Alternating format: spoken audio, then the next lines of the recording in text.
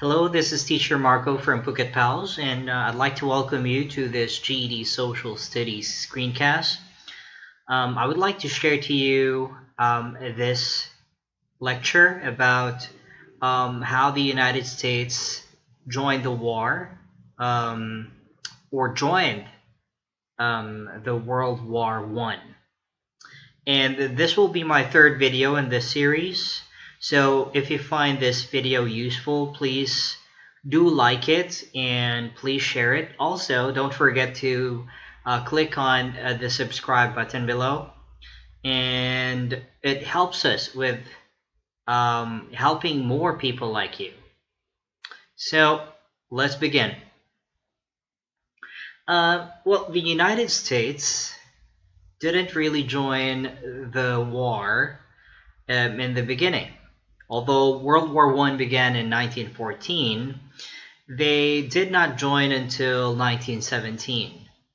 Well, the United States joining the World War I has a really big impact. And, it's very important that they were able to join the war because of the additional firepower, resource, and the soldiers of the United States that helped to tip the balance of the war in favor of the Allies. So let's see why they joined the World War I. So when the war broke out in 1914, the United States had a policy of neutrality. Many people in the United States saw the war as a dispute between old world powers that had nothing to do with them. Also, the public opinion on the war was often split, as there were many immigrants who had ties to both sides during this time. But everything changed in 1915 because of this event, the sinking of the Lusitania.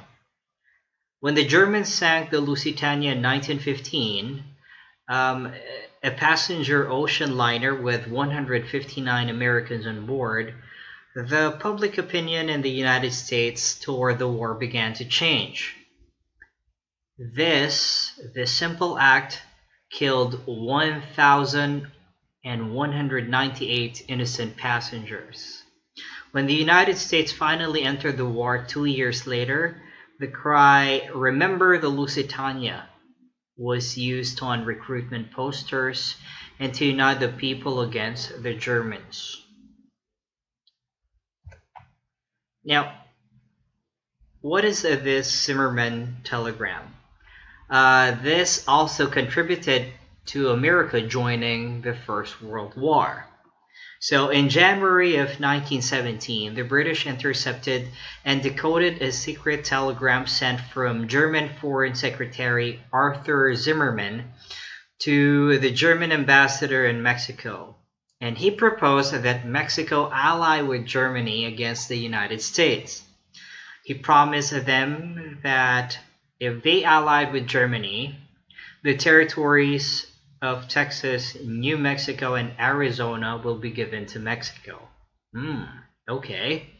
And because of this, the declaration of war was done. So the Zimmermann telegram was the final straw. So President Woodrow Wilson gave a speech to the Congress on April 2, 1917, asking for them to declare war on Germany. Remember, it's the legislative branch who has the capacity to declare war. So President Woodrow Wilson made the speech in front of the U.S. Congress. In his speech, he said that the U.S. would go to war to fight for the ultimate peace of the world. So on April 6, 1917, the U.S. officially declared war on Germany. Alright, so there you go. The U.S. forces in Europe. So the U.S. Army in Europe was under the command of General John J. Pershing. At first, the US had few trained troops to send over to Europe. However, the army was quickly built up through the draft and volunteers. So by the end of the war, around 2 million US troops were in France. So the US troops arrived just in time to turn the tide of the war in favor of the Allies. Because during this time, both sides were so exhausted, the Central Powers and the Allied powers, right? And they were all running out of soldiers. So the influx of fresh troops helped to boost the morale of the Allies and played a major role in the defeat of the Germans. Now, what is this? Wilson's 14 points. So after entering the war, President Wilson issued his famous 14 points. These 14 points were his plans for peace and the goals of the United States in entering the war. So Wilson said, Wilson was the only leader to publicly state his war aims. This included the establishment of League of Nations that he hoped would help to end war in the future. So after the war, Germany was defeated, of course, and President Wilson pushed for his 14 points to be followed by the rest of Europe and the Allies. So Wilson wanted all of Europe to be able to recover quickly from the war, including Germany. So France and Britain disagreed and placed harsh reparations on Germany in the Treaty of Versailles. The United States, however, did not sign the Treaty of Versailles, but established their own peace treaty with Germany. Now, I would love to talk more about the Treaty of Versailles in a different series, just to enlighten you more. This is just an overview of the role of the United States in the First World War. Now, before we end this screencast, I would love to share to you a question from a past question from the GED Social Studies test. Okay, let's take a look. Let me read it for you. The following statement was written by the British Prime Minister David Lloyd George about the Treaty of Versailles. I cannot imagine any greater cause of war than surrounding the German people with a number of small states containing large masses of Germans demanding reunion with their native land. The treaty will strip Germany of her colonies and reduce her army to a mere police force. If Germany feels she has been unjustly treated, she will seek revenge. I think this is very clear. It's a very simple excerpt from the statement of Prime Minister Lloyd George. So the question is, what did Lloyd George think about the Treaty of Versailles? If you analyze in the first line of this statement, you will eventually guess the point of Prime Minister Lloyd George. I cannot imagine any greater cause of war, a greater cause of war than surrounding the German people.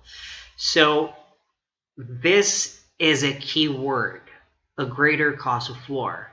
And then the last line, Germany feels she has been unjustly treated, she will seek revenge.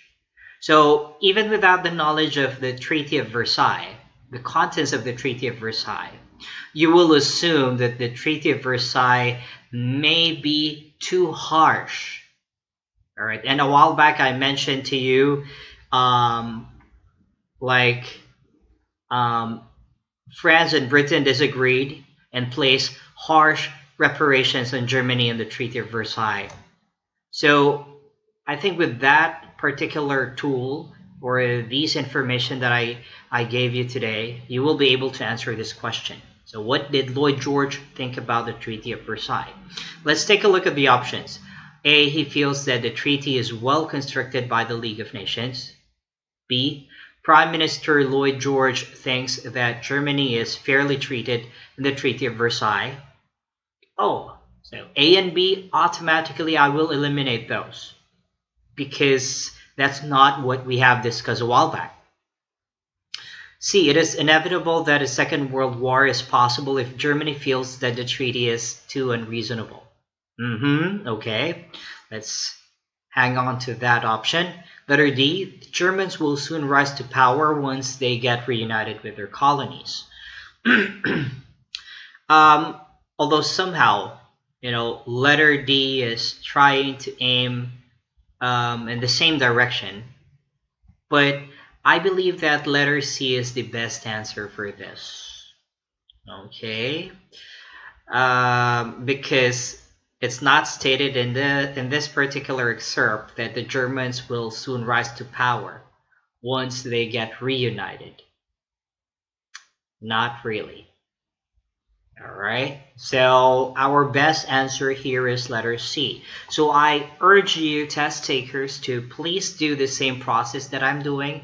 Please eliminate options. Do the process of elimination before you answer a question. Okay? All right. And you have a lot of time in the GED Social Studies test, so don't you worry. All right. And that's all from me today. I want to thank you all for watching. Please don't forget to subscribe and share this video. This is Teacher Marco from Phuket Pals. Have a good day. Bye-bye.